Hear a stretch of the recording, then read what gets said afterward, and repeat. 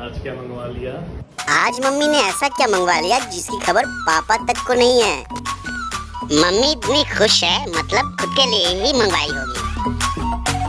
तो चलो मेरी तरह तुम भी देखो इसमें क्या निकलता है। Mini waterfall. चलो गाइस इसको असेंबल करके लगा के देखते हैं। बढ़िया।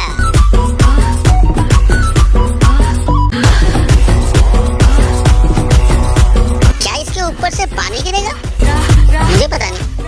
अरे वाह, ये तो बहुत ही सुंदर है।